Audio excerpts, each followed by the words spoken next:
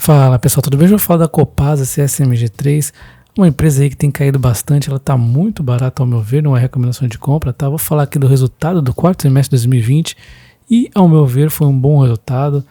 Ela tem aí aumento de 7% em relação ao ano aí em termos de receita líquida de água, esgoto e resíduos sólidos. Quando a gente compara os trimestres aí dos anos, é 4,1% de aumento.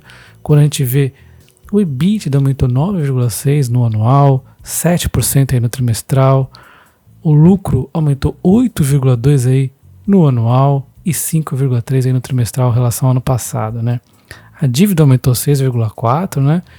Porém, quando a gente vê a dívida por EBITDA não aumentou, porque o EBITDA aumentou e ela conseguiu aí manter essa dívida em linha, tudo planejadinho, bem feito aí pela empresa, né? E falando aqui dos resultados operacionais da empresa, ela teve um aumento aí de 2,8% na economia de água, em volume medido 1,1%, em extensão da rede em 1,8%.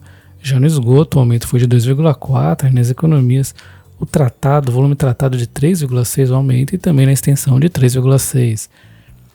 Aí, para exemplificar por que aqui esse volume distribuído tem aí uma grande diferença do volume medido, é por causa das perdas principalmente, e ela não está conseguindo bons resultados. Geralmente as empresas de saneamento perdem bastante mesmo, mas a Copasa não está bem nesses números, está tendo perdas fortes e ela não está conseguindo melhorar, esse é o grande problema. Em 2018 era 40%, em 2019 era 40,1% e agora 40,5%. Então, a gente comparando os trimestres aí, tem aumentado ao invés de diminuir as perdas. Isso é ruim. Inclusive, é um ponto aí do reajuste aí tarifário. A Copasa não teve problemas com o governo, como teve a Sanepar. Eles adiaram por 90 dias, mas depois deram um reajuste normal. Porém, por problemas da própria empresa, ela teve esse penalização aqui, menos 0,448% no reajuste devido aí a não estar cumprindo as metas de excelência aí nas perdas. Ela não está conseguindo fazer um bom serviço nisso aí. Em termos de contrato aí é bem variado, né? Mas, de forma geral, a gente pode dizer que são longos. 77,5% dos contratos da Copasa vão além de 2034. Então, são contratos bem longos. É importante porque com o marco de saneamento outras empresas podem concorrer aí na região da Copasa. Aí falando das despesas da Copasa, ela teve um aumento aí nos custos administráveis de 7,5%, é bem alto, a gente tem que tentar entender o que aconteceu.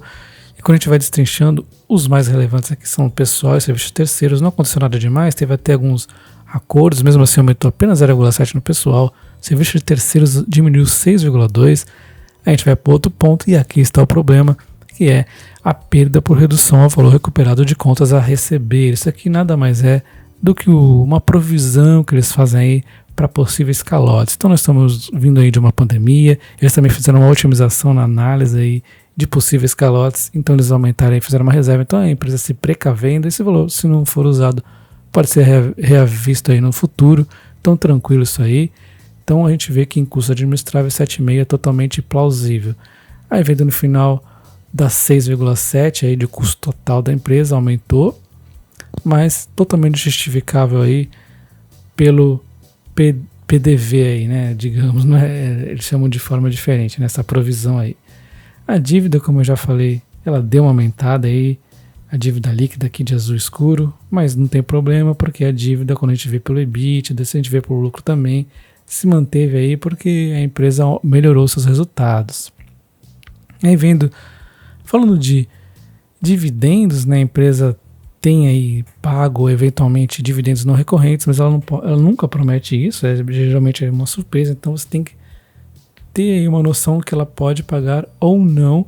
Eu vou deixar o card aqui em cima que eu falo tudo sobre dividendos da Copasa e faço aí a média para você ter uma noção, talvez não entre nesse ano os não recorrentes, mas ter uma noção no longo prazo quanto que vai receber aí, fazendo uma média entre ano que recebe, ano que não recebe, fazendo a previsão aí dos lucros.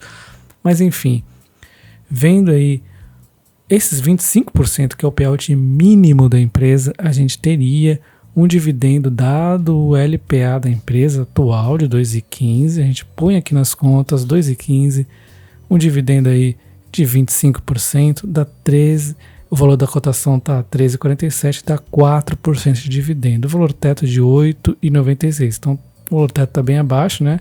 Se ficar esse dividendo mínimo aqui de 4%. Pondo aí um valor um pouquinho mais realista, multiplicando aí o LPA da empresa, o lucro por ação, né?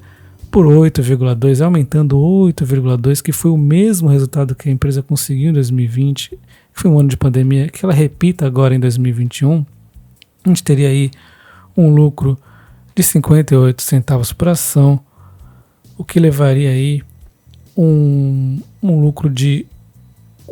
dividendo de 4,3%, o valor teto de 9,69. Então já deu uma melhorada um pouco, mas ainda assim é baixo, mas isso aqui é o mínimo que a gente espera, né? Pelo volume intrínseco de Graham, a empresa está bem barata, ela caiu bastante e, em contrapartida, seus números melhoraram, né? O LPA aumentou, o LPA, o lucro aumentou da empresa. Então, LPA vezes VPA vezes 22,5 raiz quadrada dá o valor intrínseco de Graham de 28,66, ela está valendo 13,47, então dá uma margem aí de 113%. A empresa está muito barata. Quando a gente vê aqui 0,79 é o valor para o patrimônio, então ela está sendo vendida abaixo do patrimônio, muito abaixo, né? Ela caiu em 2021 17,87%, ao meu ver, um medo assim muito insano. Lembrando que não é recomendação de compra, tá? Nos últimos 2 anos ela deu aí as osciladas junto com as demais empresas de saneamento, mas ela é que menos caiu, mas também ela que tem menos aí questões a se resolver. A Sanepar tem toda essa parte de interferências, né? Estão judiando da Sanepar aí. Teve os reservatórios, a Copasa não tem problema de reservatórios no momento, não tem nada nem próximo disso. A Sabesp chegou quase a perigar ali, mas também não tem.